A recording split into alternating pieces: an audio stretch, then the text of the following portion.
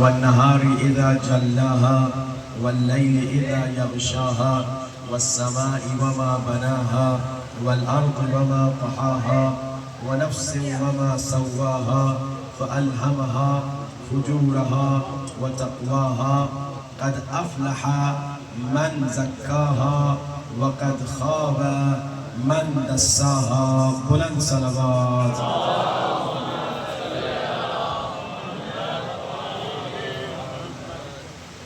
ٹھیک ہے ٹھیک ہے بسم اللہ. چل بلند ترین صلوات.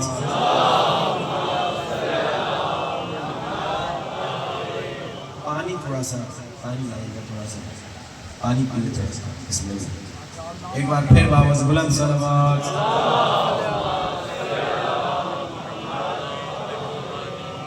اذان واجب الاحترام مسلسل گفتگو چل رہی ہے کہ شمس سے مراد پیارے پاک رسول ہیں اور بلا فصل جو چاند آیا ہے وہ صرف علی ابن ابی طالب ہے. اذان محترم مسلسل دلائل کی گفتگو ہو رہی ہے کہ عقل کا تقاضا یہ ہے کہ انسان جب عقل کو استعمال کرتا ہے، جب دیکھتا ہے نبی سب سے افضل ہے، تو نبی کے بعد نبی کی جگہ پہ بیٹھنے والا بھی کوئی ایسا عام انسان نہیں بیٹھ سکتا. وہی بیٹھ سکتا ہے جو نبی کے بعد سب سے افضل ہو، علم میں سب سے اعلم ہو، نبی کی طرح معصوم ہو. نبی معجزہ دکھاتے ہیں تو وہ بھی معجزے دکھانے والا ہو. اچھا، اب فضیلت میں مسلسل گفتگو چل رہی تھی. ابتدا میں ہم نے فضائل رسول کے زبانی آپ کی خدمت میں پیش کیے کہ اللہ کے رسول نے مولا علی کی شان میں کیا کیا فضائل سنائے. صلوات پڑھی بآواز بلند.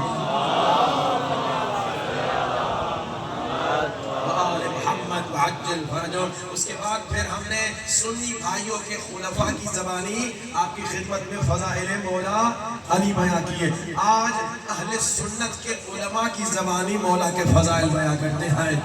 اہل سنت کے علماء کیا کہتے ہیں، اہل سنت کے امام کیا کہتے ہیں.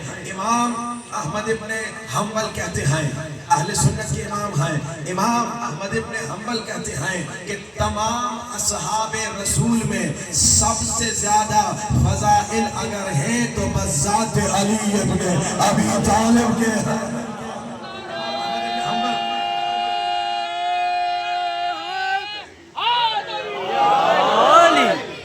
امام احمد ابن حنبل کہہ رہے ہیں کہ اصحاب رسول میں تمام صحابیوں میں سب سے زیادہ فضائل ہیں تو کس کے ہیں؟ علی ابن ابی طالب کے ہیں. اب امام احمد ابن حنبل کے بیٹے نقل کرتے ہیں اور خطیب بغدادی نے تاریخ بغداد میں یہ لکھا ہوا ہے کہ امام احمد ابن حنبل کے پاس صلوات پڑھی بآواز بلند. محمد وعجل فرجوں. پہلی آپ نے روایت سنی کہ احمد ابن حنبل نے کیا کہا. احمد ابن حنبل نے کہا کہ اصحاب رسول میں سب سے زیادہ فضائل کس کے ہیں؟ مولا علی کے ہیں. اب دوسری روایت سنیے. خطیب بغدادی لکھتے ہیں تاریخ بغداد میں کہ امام احمد ابن حنبل کے بیٹے کہتے ہیں کہ کچھ لوگ آئے تھے امام احمد ابن حنبل سے ملنے اور انہوں نے خلافت کا ذکر شروع کیا. انہوں نے کہا پہلے خلیفے کو خلافت کی وجہ سے کیا مقام ملا، دوسرے خلیفے کو خلافت کی وجہ سے کیا عزت ملی. اب یہ کچھ لوگ آئے ہیں امام احمد ابن حنبل کے پاس اور بیان کر رہے ہیں کہ تیسرے خلیفے کو خلافت کی وجہ سے کتنی عزت ملی. اور کہتے کہتے مولا علی کا نام بھی لے کر کہتے ہیں کہ علی ابن ابی طالب کو بھی خلافت کی وجہ سے کیا عزت ملی. اتنا کہنا تھا. یہ احمد ابن حنبل کے بیٹے کہتے ہیں کہ میرے باپ نے سر بلند کیا، سر اٹھا کے ان کی طرف دیکھ کر کہا پچھلے خلفاء کو خلافت کی وجہ سے عزت ملی تو ملی مگر علی کو خلافت کی وجہ سے عزت نہیں ملی بلکہ خلافت کو علی کی وجہ سے عزت.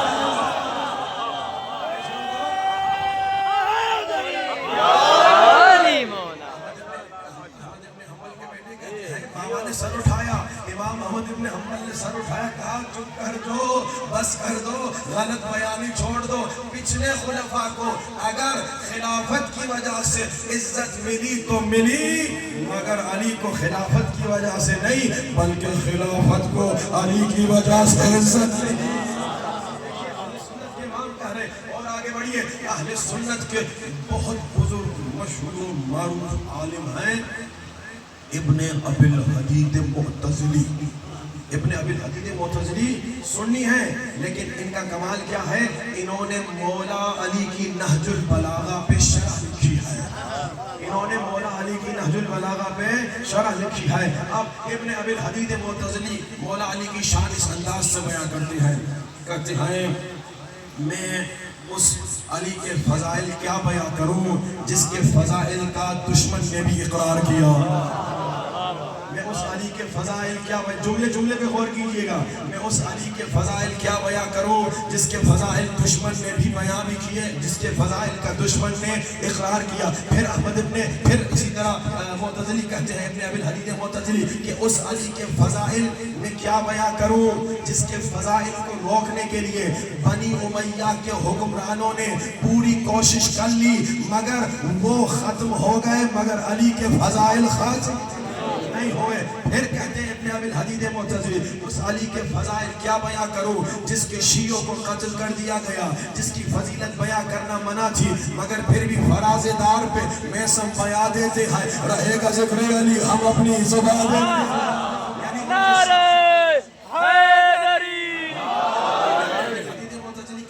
میں اس علی کے فضائل کیا بیان کروں جس کے شیعوں کو جیل میں ڈالا گیا، جس کے شیعوں کو قتل کر دیا گیا مگر پھر بھی علی کے فضائل ختم نہیں ہوئے. پھر کہتے ہیں ابن ابی الحدید معتزلی میں اس علی کے فضائل کیا بیان کروں جس کے فضائل بیان کرنا کسی زمانے میں جرم تھا مگر پھر بھی علی کے فضائل نظر آ رہے ہیں. آخر میں ابن ابی الحدید معتزلی کہتے ہیں علی کے فضائل کی مثال ایسے دوں تاکہ بچہ سمجھ جائے. ابن ابی الحدید معتزلی کہتے ہیں علی کے فضائل روشن دل کی طرح ہے، ایک اندھا ہوگا دوسرے دیکھ لیں گے، ایک اندھا ہوگا بغض علی میں مگر دوسرے دیکھ لیں گے. اور آخر میں کہتے ہیں علی کے فضائل مشک کے عطر کی مانند ہیں، جتنا چھپاؤ خوشبو ضرور آتی ہے. آپ نے سنا جب پوچھا گیا کسی سنی عالم سے کہ ذرا یہ بتائیے کہ علی کے فضائل کے بارے میں کیا کہیں گے، تو سنی عالم نے کہا دوستوں نے تقیے میں چھپائے، دشمنوں نے بغض و حسد میں چھپائے مگر پھر مشرق میں دیکھو وہاں بھی علی، مغرب میں دیکھو وہاں بھی علی، تورات میں دیکھو وہاں بھی علی، انجیل میں دیکھو وہاں بھی علی، قرآن میں بائیں بسم اللہ میں علی، اہدنا الصراط المستقیم میں علی، جگہ جگہ علی، جہاں جہاں دیکھو وہاں وہاں علی.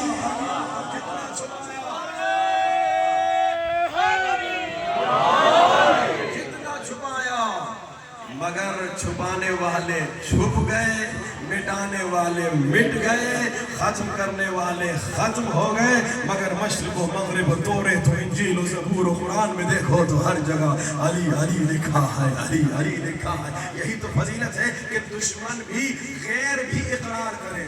میں اپنا تو تعریف کرتا ہی ہے، تعریف کوئی اور کرے، دشمن کرے، پرایا کرے تو کمال اس کا ہے. اب چلتے ہیں دوسرے سیگمنٹ کی طرف جہاں پر ہم اعتراضات کا جواب دے رہے ہیں. عبداللہ ابن سبا کے اعتراض کا ہم نے جواب دیا، یہ تہمت تھی شیعوں پہ، یہ اس کا کوئی شیعوں سے تعلق نہیں. پھر ہم نے تقیہ کے متعلق گفتگو کی، ہم نے کہا تقیہ کہتے ہیں منافقت ہے. قرآن سے ہم نے بتایا سورہ نحل سے، سورہ آل عمران سے، سورہ غافر سے کہ تقیہ کرنے والے کو قرآن نے منافق نہیں بلکہ مومن کہا.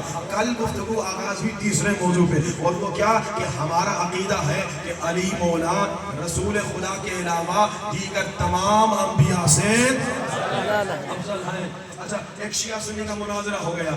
شیعہ نے کہا کہ دیکھو علی ابن ابی طالب پچھلے خلفاء سے افضل ہیں. سنی نے کہا نہیں، پہلا تھا، پھر دوسرا تھا، پھر تیسرا تھا اور چوتھے نمبر پہ آیا تھا تو چوتھے نمبر پہ علی تھے. شیعہ نے کہا اگر آخر میں آنے والے کا مقام کم ہے تو خاتم النبیین آخر میں آئے ہیں. آخر میں آنے والے کا مقام اگر کم ہے تو نبیوں کے سردار ہمارے نبی آخر میں آئے ہیں، تو کیا ہمارے نبی کا مقام آدم سے کم ہے؟ تو کیا ہمارے نبی کا مقام دیگر انبیاء سے کم ہے؟ آخر میں آنے والے کا مقام کم نہیں ہوتا تمہارے چوتھے خلیفہ ہیں. لیکن اب یہ دلیل سنیے گا, بڑی اچھی دلیل اس جواب میں دی, مجھے بڑا لطف آیا, بہت مزہ آیا. کہا کہ تم کہتے ہو کہ تمہارے پچھلے 3 خلیفے مولا علی سے افضل ہیں. کہا ہاں میرا یہ عقیدہ ہے. کہا لیکن میرا عقیدہ یہ ہے کہ علی ابن ابی طالب تمہارے پچھلے خلفاء سے زیادہ افضل ہیں, برتر ہے, ان کا مقام برتر ہے, زیادہ ہے. کہا کہ تمہاری کیا دلیل ہے؟ شیعہ سے پوچھا. شیعہ نے کہا میری دلیل یہ ہے. اب سنیے گا اذان محترم, بڑا لطف آئے گا. شیعہ نے کہا سنی بھائی تم سے محبت ہے, تمہارا احترام کرتا ہوں, تمہارے خلفاء کی تمہارے سامنے کوئی بے عزتی نہیں کرتا, لیکن سنو اب مولا علی کا دفاع کرنا ہے, تو مولا کا مقام گھٹا رہا ہے. سنو تمہارے پچھلے خلفاء سے میرے مولا علی افضل ہے. دلیل یہ ہے جہاں تمہارے خلفاء کی ولادت ہو اس جگہ نماز نہیں ہوتی, جہاں میرے علی کی ولادت ہو اس جگہ نماز ہوتی.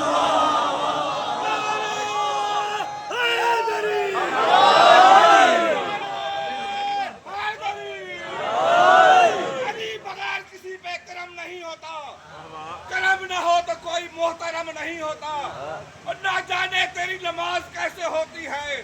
علی بغیر تو کعبہ حرم نہیں ہوتا.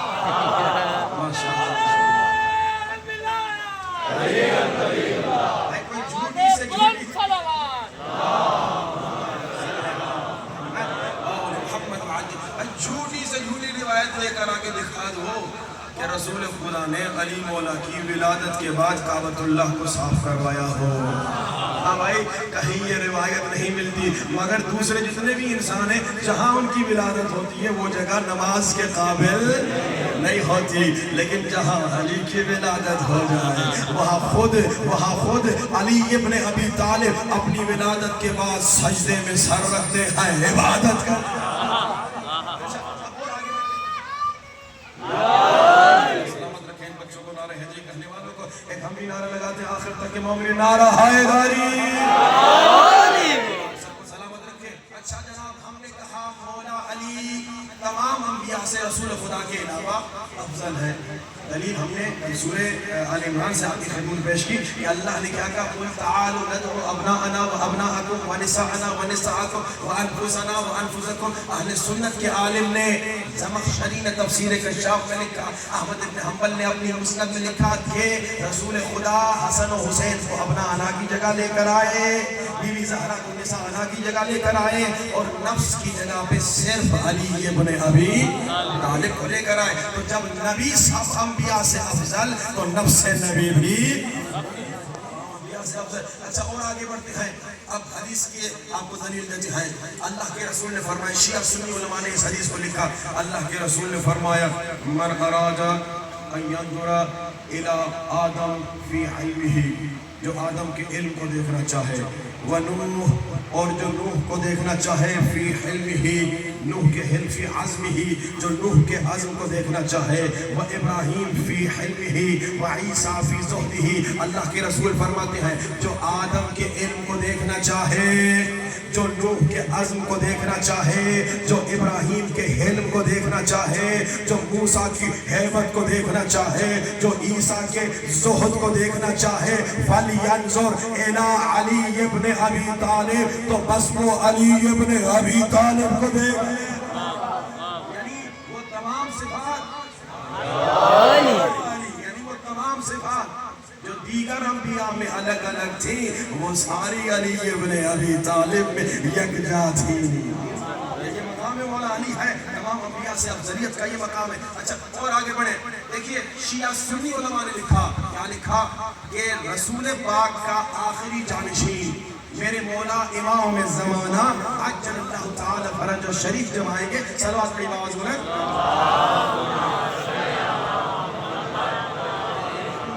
جب مولا تشریف آئیں گے تو حضرت عیسیٰ چوتھے آسمان سے زمین پر آئیں گے. اور کیا ہوگا؟ شیعہ نے بھی لکھا, سنی نے بھی لکھا, حضرت عیسیٰ نبی خدا روح اللہ امام زمانہ کے پیچھے نماز پڑھیں گے.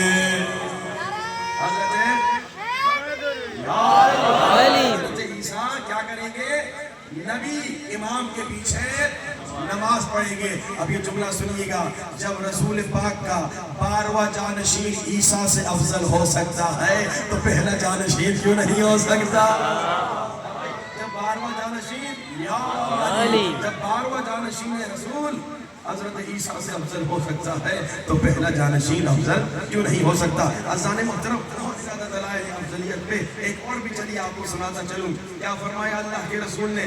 اللہ کے رسول نے فرمایا حسن و حسین سید شباب اہل الجنہ و ابوہما خیر منہما. حسن اور حسین جنت کے جوانوں کے سردار ہیں اور ان کے بابا ان سے افضل ہیں. یعنی حسن حسین بہت بڑے ہیں لیکن ان کے بابا ان سے بھی بڑے ہیں. لیکن حسن حسین کون ہے؟ جنت کے جوانوں کے سردار. اچھا یہ ایک روایت ہے کہ کسی کو جنت کے بوڑھوں کا سردار کہا گیا ہے. ایسی روایت موجود ہے. ہاں جی کسی نے امام جواد سے پوچھا یہ روایت کیسی ہے کہ جنت کے بوڑھوں کا سردار فلانی ہے؟ امام نے کہا جنت میں تو بوڑھے جاتے ہی نہیں ہیں. جنت میں تو بوڑھے جاتے ہیں. اچھا اس کا مطلب نہیں کہ جتنے آپ بزرگ بیٹھے ناراض ہو جائیں. اللہ کے رسول کے پاس ایک بوڑھا آیا تھا. ہاں جی اس نے کہا ایک بوڑھی آئی تھی. اس نے کہا کہ میں جنت میں جاؤں گی. فرمایا جنت میں نہیں جاؤں گی. کالا آیا تھا. کہا کہ میں جنت میں جاؤں گا. کہا تو جنت میں نہیں جائے گا. پھر وہ رونے لگے. آ گئے صحابی سفارش کرنے کے لیے. یا رسول خدا یہ آپ نے کیا کہہ دیا؟ کالا مومن ہے جنت میں نہیں جائے گا. بوڑھی مومنہ ہے جنت میں نہیں جائے گی. کہا میں نے کہا ان کو بلاؤ ان کو سمجھاتا ہوں. کہا کالے تو سفید ہو کر جائے گا بوڑھے تو جوان ہو کر جائے گا. جنت میں بوڑھوں کا کوئی سردار نہیں ہے کیونکہ جنت میں سب جوان ہیں. اب یہ کیا میں نے آپ کو کہا افضلیت مولا علی پر انبیاء. کیا فرمایا؟ الحسن والحسین سیدہ شباب اہل الجنہ و ابوہما خیر منہما. جنت میں کیا تمام انبیاء آئیں گے یا نہیں آئیں گے؟ آئیں گے نہیں. انبیاء جوان ہو کر آئیں گے. جوانوں کے سردار حسن و حسین ہیں. ان کے بابا ان سے افضل ہیں یعنی انبیاء سے افضل ہیں. یاد کیجئے اپنے بچوں کو سکھائیے تاکہ انشاءاللہ جب کسی کے ساتھ گفتگو ہو تو ہمارا بچہ کمزور نہ پڑ جائے. یہ علی والا بچہ جس طرح سے بہادر مضبوط بھی ہوتا ہے علمی لحاظ سے دلائل کے لحاظ سے اسے مضبوط ہونا چاہیے. اب چلیں تیسرے سیگمنٹ کی طرف. کہ آپ نے سنا کامیابی کا راز کیا ہے؟ کامیابی کے اسباب کیا ہیں؟ ہم نے کہا خطبہ متقین میں مولا علی نے 110 راز بتائے. ایک راز کی طرف کل گفتگو ہوئی کہ متقین کی صفات کیا ہے؟ منطقہم الصواب. ہاں بھائی وہ جب بولتے ہیں حق بولتے ہیں. وہ جب ظلم ہوتا ہے چپ نہیں رہتے. جب ظلم ہو جب برائی ہو جب کوئی غلط چیز ہو تو وہ چپ نہیں رہتے. وہ جب بولتے ہیں حق بولتے ہیں حق کا دفاع کرتے ہیں اور برائی کے خلاف آواز بلند کرتے ہیں. امام حسین نے جو قربانی دی یہی تو وجہ تھی. اقمت الصلاۃ وآتیت الزکاۃ وامرت بالمعروف ونہیت عن المنکر. جس معاشرے سے امر بالمعروف نکل جائے جس معاشرے میں سب چپ ہوں. آج کل انگریزی معاشرہ ایسا ہی سب چپ ہے. سب کہتے ہیں none of my business. میرا کیا جائے. کوئی غلط کر رہا ہے میرا کیا جائے. ہاں جی یہ none of my business یہ بہت خطرناک جملہ ہے. یہ انگریزوں کا جملہ ہے. بھائی کس نے کہا none of my business؟ میں نے کشتی کی مثال آپ کو دی تھی نا. میں کشتی میں اپنی سیٹ کو سوراخ کروں گا آپ سب آ کے کہیں گے مولانا صاحب ہم سب ڈوب جائیں گے. یہ معاشرہ کشتی ہے. اگر ایک کوئی گناہ کر رہا ہے اس کا اثر سب پہ ہوگا. چپ نہ رہنا. انگریزی معاشرہ 100 سال پہلے دیکھیے خواتین ان کی حجاب کرتی تھی. خواتین ان کی باحجاب تھیں. دیکھیے شراب عام نہیں تھا. دیکھیے اس طرح سے گناہ عام نہیں تھا. بڑا دیندار ماحول تھا ان کا بھی. مگر آہستہ آہستہ گناہ شروع ہوا. سب چپ رہے. ان کے مولوی بھی چپ رہے. ان کے پادری بھی چپ رہے. ان کے بشپ بھی چپ رہے. تو کیا ہوتا گیا؟ گناہ بڑھتا گیا. گناہ بڑھتا گیا. فساد بڑھتا گیا. اب گناہ اتنا عادی ہو گیا ہے کہ 13 سال 12 سال کے بچے شراب پیتے ہیں. وہ ایسے ننگے گھومتے ہیں جیسے کوئی حیوان ننگا گھومتا ہے. وہاں گرمی ہو جائے نا +30 ہو جائے تو اللہ انسان آنکھیں بند کر کے باہر نکلے وہ کچھ دیکھے گا تو اسے سارے پھول ننگے نظر آتے ہیں. یہ ان کا عالم ہو گیا ہے. کیوں؟ کیونکہ سب چپ تھے. کوئی بولتا نہیں تھا. جب کوئی بولے گا تو گناہ ہوگے گا. یہاں اپنے معاشرے میں بھی یہی کوشش کرو کہ چپ نہ رہو. گناہ کے سامنے برائی کے سامنے چپ نہ رہو. لیکن امر بالمعروف جب بھی کرو تو کیا ادب سے کرو پیار سے کرو محبت سے کرو. توہین سے نہ کرو. کسی کو ذلیل کر کے نہ کرو. بلکہ جیسے پیار اور محبت سے اپنے بچے کو سمجھاتے ہو اسی طرح معاشرے کے بچوں کو بھی پیار اور محبت سے سمجھایا کرو. مثال کے طور پہ اگر کوئی پروفیسر کیونکہ شکایت اکثر بچے آگے مجھے بتاتے ہیں کوئی پروفیسر کالج میں یونیورسٹی میں لڑکے لڑکیوں کو ایک گروپ میں زبردستی ڈالتا ہے. لڑکی نہیں چاہتی لڑکا نہیں چاہتا نامحرم کے ساتھ بیٹھے اس گروپ میں. لیکن پروفیسر ڈاکٹر جو بھی وہاں کا ہوتا ہے بڑا کالج کا یونیورسٹی کا ٹیچر تو وہ کیا کرتا ہے کہتے ہیں تمہیں ایک گروپ میں کام کرنا ہے. لڑکی کہتی میں نہیں نامحرم کے ساتھ کام کرنا چاہتی. اب وہاں پہ سب چپ ہو جاتے ہیں.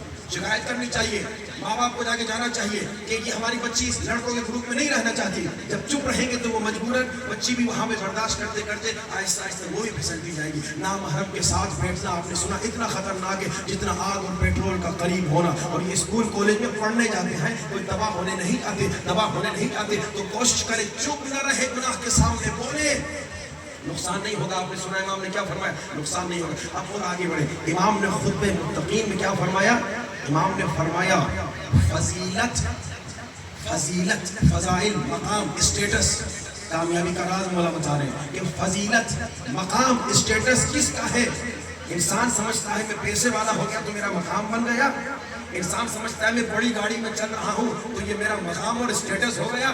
انسان سمجھتا ہے میں برانڈڈ کپڑے پہن رہا ہوں تو یہ میرا مقام ہو گیا. امام فرما رہے ہیں ان چیزوں میں مقام نہیں. فضیلت، مقام کس میں ہے؟ تقویٰ میں ہے. انسان فضیلت تقویٰ میں ہے. آج کل ہم کیا دنیا داری میں شوشہ میں مست ہو گئے ہیں.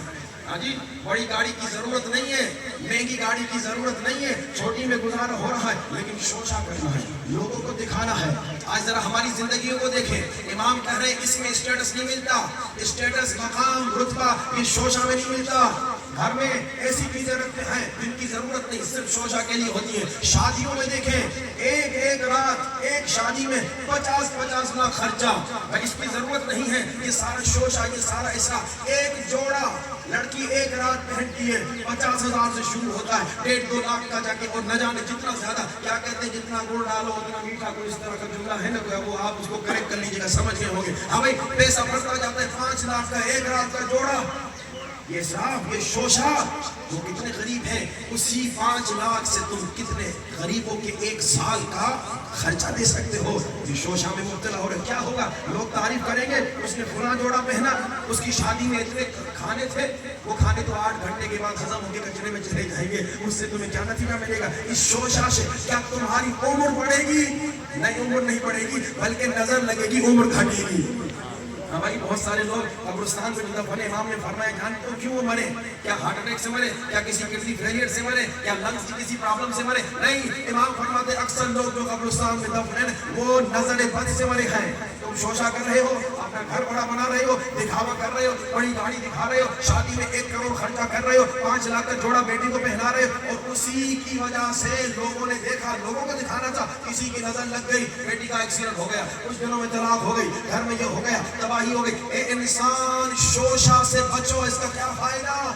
وہ شاہ ایران نے کموڈ بنایا تو شوشہ کے چکر میں، سونے کا کموڈ. اب سونے کا کموڈ اس میں تم نے جا کے کچرا ڈالنے، کیا سونے کا کموڈ؟ شوشہ کے. بھائی ہمارے پاس سونے کا کموڈ ہے. ہاں جی، ہمارے گھر میں فلاں چیز ہے، ہمارے گھر. اس کا کوئی فائدہ نہیں. بڑی بڑی گاڑیوں میں گھومنا کبھی کبھار یہ نظر آتا ہے. بعض لوگ پھر وہ ویڈیوز بناتے ہیں، اسٹیٹس بناتے ہیں، فلاں آدمی فلاں بڑی گاڑی میں. اب تو کبھی کبھار یہ بھی نظر آتا ہے علماء کی ویڈیوز بنائی جاتی ہیں. پچھلے سال کا واقعہ ہے، میں ایک جگہ پڑھ رہا تھا، کسی نے میری ویڈیو بنائی اور پھر وہ ویڈیو تھوڑی سی ادھر ادھر چلی گئی تو میرے ایک دوست نے کہا ماشاءاللہ آپ بڑی گاڑی میں ماشاءاللہ سفر کر رہے ہیں. مجھے بڑی خوشی ہوئی. میں نے کہا آپ کو خوشی تو تب ہونی چاہیے تھی جب آپ کو پتا چلے میں نماز شب پڑھتا ہوں. آپ کو خوشی تب ہونی چاہیے تھی جب آپ کو پتا چلے میں نے کسی غریب کی مدد کی. آپ کو خوشی تب ہونی چاہیے جب آپ کو پتا چلے کہ میں نے فلاں نیک کام کیا. بھائی بڑی گاڑی میں چلنے میں کون سا کمال ہے؟ پھر میں نے اس جگہ والوں کو بڑا ڈانٹا. میں نے کہا آج کے بعد اگر کسی نے میری ویڈیو بنائی تو میں جانتا ہوں اس کے ساتھ کیا کروں گا. میں کر تو کچھ نہیں سکتا لیکن تھوڑا سا ڈرا دیا. صلوات پڑھیے آواز سے بولو.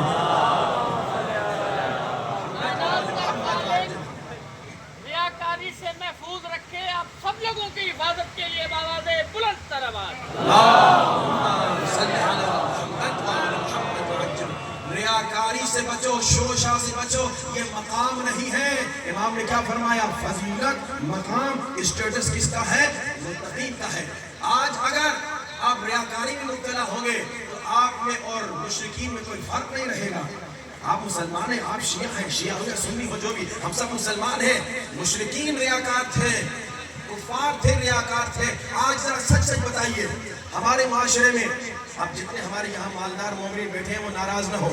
آج دنیا میں ہمارے معاشرے میں جتنا کوئی مالدار ہوتا ہے اتنی اس کی عزت بڑھتی ہے یا نہیں؟ بھائی ایسا ہے کہ غریب آدمی اسے کوئی لفٹ نہیں کراتا. मालदार आदमी सेठ साहब आ जाए तो ऑफिसर भी खड़ा हो जाता है। हाँ भाई, ऑफिसर आ गया, हाँ जी, एक मालदार आ गया, ऑफिसर है, कोई बड़ा पुलिस वाला है, कोई जनरल कर्नल है, वो खड़ा हो जाता है, खड़ापति आदमी आया है। अब वही थोड़ी देर के बाद एक गरीब बेचारा चपरासी जाएगा, उसको कोई निफ्टी नहीं करेगा, सलाम का जवाब ही नहीं देगा। स्टेटस क्या है हमारे जमाने में आजकल? ये पैसा, ये मकाम, ये घर, इमाम घर स्टेटस रतबा है, स्टेटस रतबा है। हजरत नूह के जमाने में जितने कुफार थे, हजरत नूह का मजाक उड़ाते थे। किस बात पे? कहते थे नूह तेरे पास आने वाले, तेरी बातों पे अमल करने वाले सब गरीब हैं। हजरत नूह का मजाक उड़ाते थे। हजरत नूह ने 950 साल तबलीग की।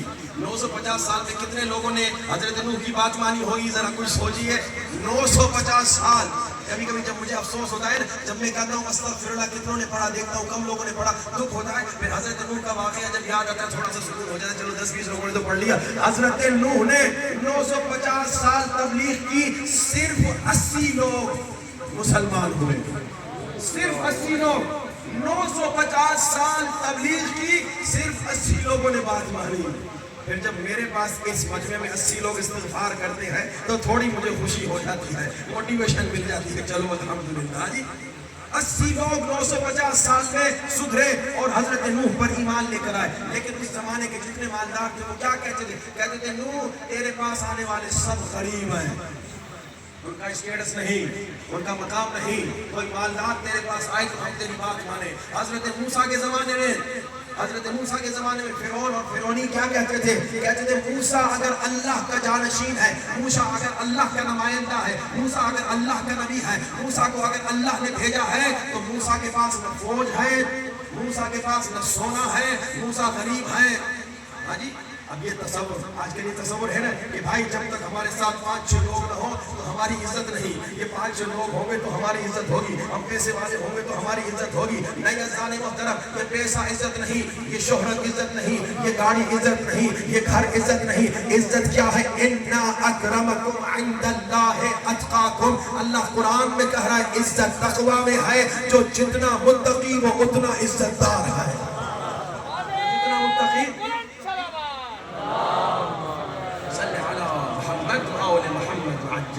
खुदारा मजलिस में आने का मकसद यही है कि अपने आप को तब्दील करो। अगर शोशा में मुब्तला हो, एक साहब के घर गए थे, उसने पेंटिंग लगाई हुई थी, कहते मौलाना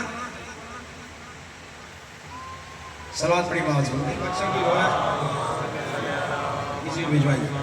तो उसने कहा मौलाना ये पेंटिंग मैंने लगाई हुई, कितने की? $1000 की। आजकल रेट कितने का चल रहा है? हाँ भाई, $1000 कितना बनेगा? 2,80,000। 2,80,000 रुपए की पेंटिंग लगाई। क्या हुआ उस पेंटिंग से?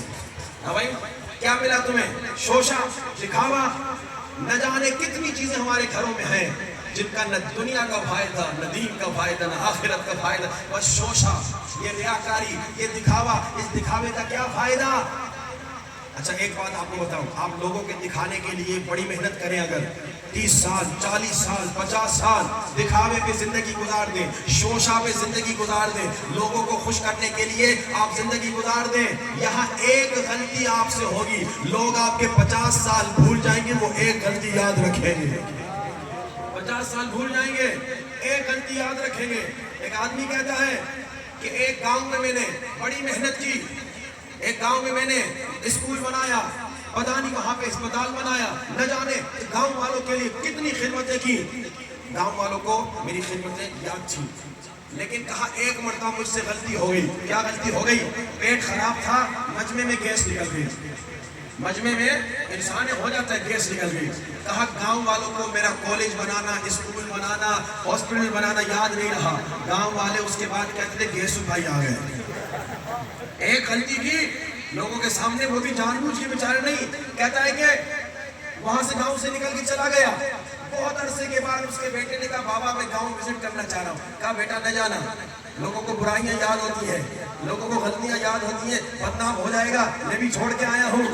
कहते बेटे ने कहा बाबा उस वक्त मैं छोटा था, अब मैं बड़ा हो गया हूँ, मेरे बच्चे हो गए, अब तो लोगों ने भुला दिया होगा। कहते वापस गया, बेटा गाँव गया, वहाँ लोगों ने जब थोड़ा पूछा तू कौन हो? कहा कि फला का बेटा हो। नहीं कहा जिसने अस्पताल बनाया, नहीं कहा जिसने स्कूल बनाया, कहा गैसू का बेटा आ गया। आपकी बुराइयां लोग याद रखेंगे। आज मैं 10 दिन मजलिस पढ़ के जाऊंगा, कहीं किसी मजलिस में गलती से कोई लफ्ज मेरे मुंह से निकल जाएगा, उसकी क्लिप बनेगी, लोग कहेंगे मौलाना साहब ने ये बात कही। अबे लोग जो है आजकल मक्खी बन चुके हैं, मक्खी कचरे पे बैठती है, हाजी शहद की मक्खी फूल पे बैठती है। तो उन लोगों के लिए जो मक्खी बन चुके हैं, कचरे पे बैठने के आदी हैं, उनके लिए अपनी जिंदगी क्यों तबाह कर रहे हो? रसूल खुदा का जमाना था, एक पागल लाया गया, कहा या रसूल खुदा ये पागल है। रसूल खुदा ने कहा ये पागल नहीं है, इसका थोड़ा ज़हनी बीमार है, ये पागल नहीं है, बल्कि पागल और बेअक्ल वो है जो अपनी जिंदगी लोगों की वजह से, अवाम की वजह से शोशा में गुजार के तबाह कर देता है। उस इंसान को सुकून नहीं मिलता, वो इंसान आजाद नहीं है, बल्कि लोगों की गुलामी में मुब्तला है। आजाद कहाँ है? आप समझ रहे आजाद है? आप लोगों के लिए काम कर रहे हैं। आप आजाद नहीं अगर रियाकार है, अगर शोबाज है, आप लोगों के गुलाम हैं। चाहे जितने मिलियनर बन जाए, जितना दुनिया में स्टेटस बन जाए, आप आजाद नहीं। लोगों के लिए काम किया तो आप गुलाम हैं लोगों के। हाँ, अगर काम खुदा के लिए किया तो आजाद है। आजादी सीखिए। सलामत रखे बेटा, माशाअल्लाह, अल्लाह सलामत रखे। बस आइए, ये जो बातें सुनते हैं इनको सुन के भुलाइए ना, इनको डिस्कस कीजिए घरों में जाके। और देखिए अगर इंशाअल्लाह मुहर्रम सफर के बाद जब आपके बच्चों की शादियां हो, उसमें फिर शादियों में शोबाजी की वजह से इसराफ न कीजिए। भाई ये ईसाइयों की 10,000 बुराइयां होंगी अपनी जगह पे, लेकिन उनकी शादियां होती हैं तो उनके चर्चेज में होती हैं। उनकी शादियां क्या हमारी मसाजिद में शादी नहीं हो सकती? हो सकती है। बस कि इतने बड़े हाल आप 50 लाख की क्यों हायर करते हैं? अब वो सारे हाल वाले हमारे दुश्मन हो जाएंगे, कहीं मौलाना साहब हमारा बिजनेस खराब कर दिए। भाई आप 50 लाख एक रात का एक शादी हाल को दे रहे हैं, वो आप मस्जिद में आ जाएं, वहीं पे निकाह हो जाए, वहीं पे सारा आपका सिलसिला हो जाए, 50 लाख बच जाए। किसी गरीब को नहीं देना, वही अपने बेटे को दे दीजिए, वही अपनी बेटी को दे दीजिए कि अपनी जिंदगी जो ताज़ा शुरू की उनके काम आ जाएगा। भाई ये तो हो सकता है ना, लेकिन ये क्या 50 लाख दे दिया कि क्या हो, शोशा हो सुना शादी हाल में। एक गांव में क्या था, पाकिस्तान का वाकया, उन्होंने कहा मौलाना हमारी शादियां बहुत महंगी हैं, लड़के भी देर में शादी करते हैं। मैंने कहा वजह क्या है? कहा शादी बहुत महंगी। मैंने कहा क्या मसलन, क्या करते हैं? कहा मौलाना हेलीकॉप्टर में जो है ना बारात आती है। छोटा सा गाँव है, हेलीकॉप्टर में बारात आती है। मैंने कहा माशाअल्लाह, कोई यूरोप होता तो बात समझ में आती, पाकिस्तान वो भी गाँव और हेलीकॉप्टर शादी में इस्तेमाल होता है। ये सब शोशा शोबाजी कि जनाब फुला की शादी में हेलीकॉप्टर आया था तो क्या हुआ, तो क्या मिला? क्या उम्र बढ़ी? नहीं। मैंने कहा बल्कि उम्र घटेगी, नजर बद से इंसान बढ़ जाता है, लेकिन वही पैसा जब गरीब को दोगे, यतीम को दोगे, मिस्कीन को दोगे, तुम्हारी उम्र बढ़ेगी, तेरे बच्चों के लिए दुआ आएगी, उनकी जिंदगी की मुश्किलात खत्म हो जाएंगी। मैं यहाँ भी रोकता हूँ, बहुत देर हो गई, अब चले नुस्खे की तरफ। सबसे पहले तो आपसे पूछूं, किस किस ने 500 नहीं 300, किस किस ने 300 मरतबा अस्तगफिरुल्लाह रब्बी व अतूबु इलैहि पढ़ा? तादाद बहुत कम हो गई है। पीछे वाले तो हाथ उठा नहीं रहे, और पीछे वाले कुछ ने उठाया। जी जी अल्लाह सलामत रखे माशाअल्लाह।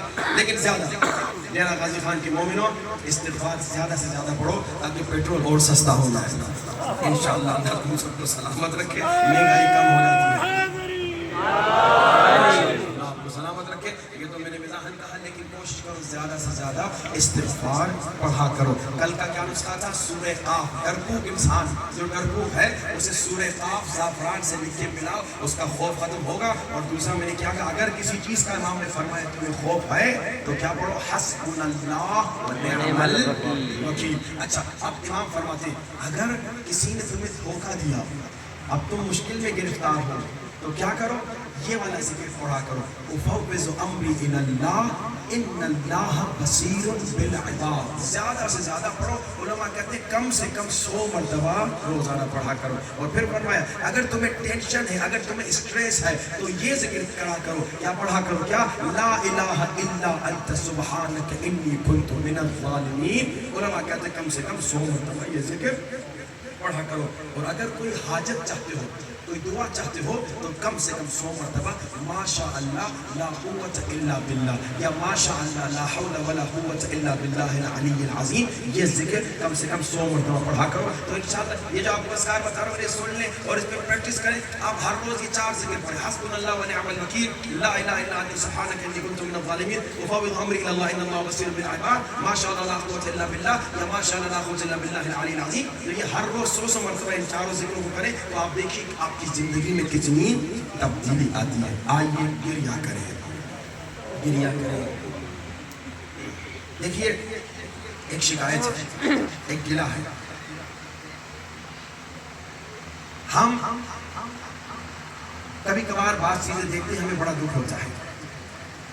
مصائب مولا میں انسان کو رونے کے لیے بہانہ نہیں چاہیے. ہم نے بچپن میں یہ واقعہ سنا تھا اور اب ہم نے پرسنلی دیکھ لیا. ہم نے دیکھ لیا. کیا سنا تھا ہم نے کہ 2 لوگ تھے کسی مجلس میں بیٹھے ہوئے تھے. ذاکر زور لگا کے مسائل پڑھ رہا تھا. وہ ایک رو نہیں رہا تھا. ساتھ والے نے کہا رو کیوں نہیں رہے؟ کہا وہ اچھا نہیں پڑھ رہا، رونا نہیں آ رہا. کوئی بہانہ کر دیا. اس نے کہا پتہ ہے یہ کون ذاکر ہے؟ یہ وہ ذاکر ہے جو ایک مجلس کا 1 لاکھ لیتا ہے. تو اس نے رونا شروع کر دیا. اب وہ بلند آواز میں رونے لگا. کبھی کبھار مومنین جب مجلس یا مسائل یا مرثیہ پڑھا جاتا ہے چپ بیٹھے رہتے ہیں. تو وہ کس لیے پڑھا جا رہا ہے؟ وہ مرثیہ، وہ مجلس، وہ مسائل کس لیے پڑھا جا رہا ہے؟ کہ گریہ ہو، کہ آنسو بہے. لیکن جب کوئی مشہور ذاکر آ جاتا ہے، جب وہ پھر جب مسائل پڑھتا ہے پھر ہائے ہائے کر کے لوگ روتے ہیں. تم مولا کے لیے رو رہے ہو یا اس ذاکر کو خوش کرنے کے لیے رو رہے ہو؟ خدا جب بھی مسائل سنو، جہاں بھی کوئی بھی پڑھے. اب سنیے ہماری دادی مرحومہ کا واقعہ. ہم بہت چھوٹے تھے، انہیں فارسی نہیں آتی تھی. ہم میں ہوتے تھے اس زمانے میں. وہ آج تھی کچھ مہینہ ہمارے ساتھ گزارنے کے لیے. جب حرم گئے تو ایرانی ذاکر فارسی میں نوحے پڑھتا تھا. ہماری دادی چیخ کے روتی تھی. ہم نے پوچھا دادی آپ کو تو فارسی نہیں آتی، آپ چیخ کے کیوں روتی ہیں؟ آنسو بہتے تھے. بچے تھے، مذاق بھی ہم نے کرنا شروع کیا. دادی آپ کو جب سمجھ میں نہیں آتا رو کیوں رہی ہے؟ دادی مصائب تو آپ سمجھتی نہیں ہیں، آنسو کیوں بہتے ہیں، کس بات پہ روتی ہیں؟ دادی نے ایسا جملہ کہا آج تک مجھے یاد ہے. کہا بیٹا مجھے فارسی نہیں آتی، مگر جب ذاکر مسائل پڑھتا ہے کبھی بی بی سکینہ کا نام لیتا ہے، کبھی مولا حسین کا نام لیتا ہے، کبھی بی بی زینب کا نام لیتا ہے، کبھی علی اصغر کا نام لیتا ہے. میں نام سن کے روتی ہوں.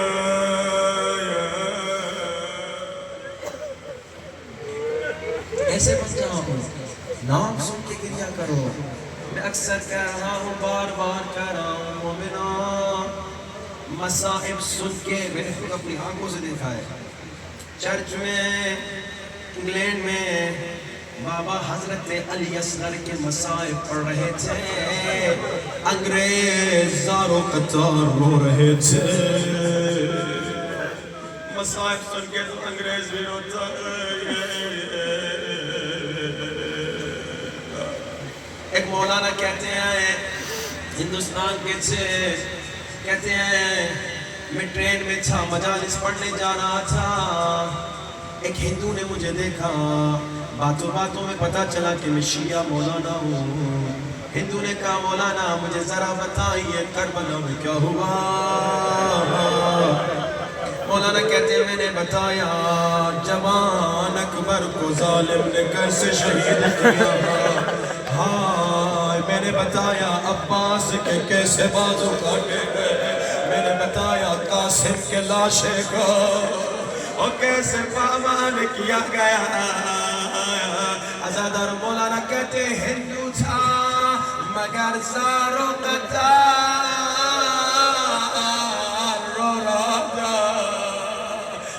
سننا مولانا کہتے ہیں جیسے میں نے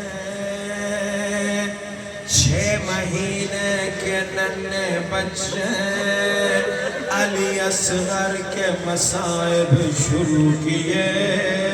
ہندو تھا روتا روتا کھڑا ہو گیا کہا مولانا بس کیجئے مجھ سے برداشت نہیں آتا. ارے 6 مہینے کا بچہ بھلا کتنا پانی پیتا.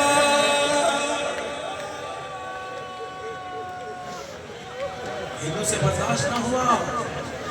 عزاداروں مسائب سن کے تو ہندو بھی روتا ہے.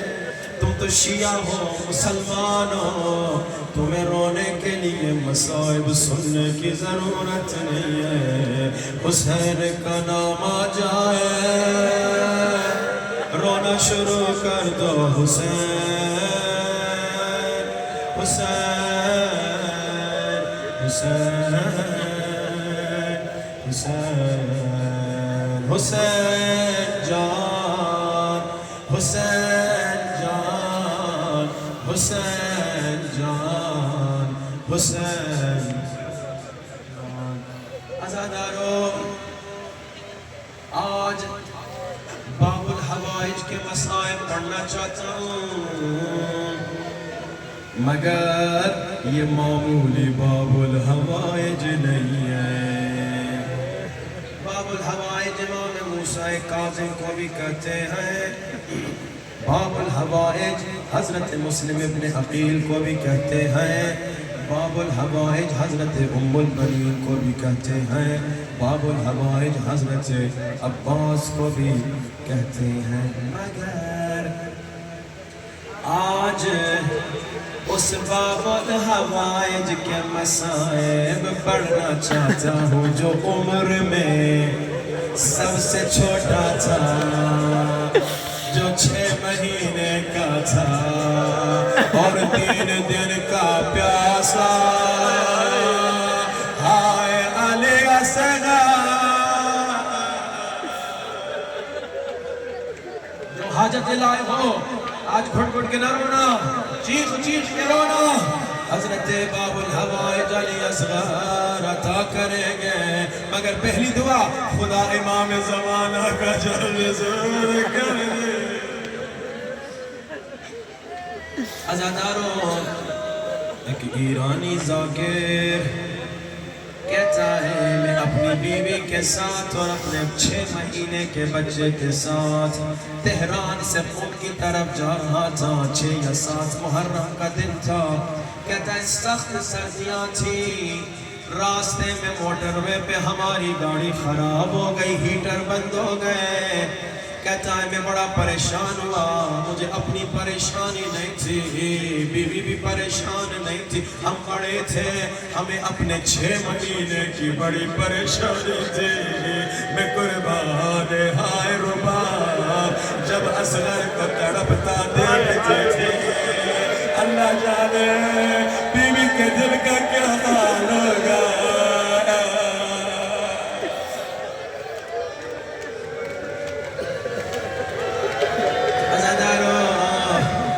کوشش کرنا آنسو بھی جاری ہوں.